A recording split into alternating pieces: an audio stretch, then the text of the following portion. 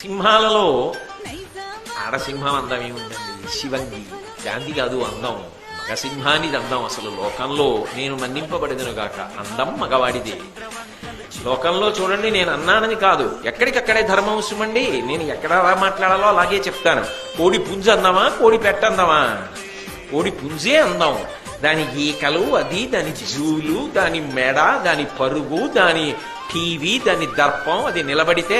ఏదో నేను ఒకసారి అనంతపూర్ ఉపన్యాసాలు కడితే నేను మా గోపాలకృష్ణ గారు రోజు తెల్లవారుదామని వచ్చి బయట కూర్చునేవాళ్ళం. ఓ కోడి పుంజు ఒకటి రోజు 3 పెట్టలతో వచ్చేది బయటికి. నేననేవాడిని, దశరథ మహారాజు గారు కౌసల్యా సుమిత్ర కైకేయితో విహారానికి వచ్చినట్లుంది కదా గోపాలకృష్ణ గారు అంటుండేవాడిని.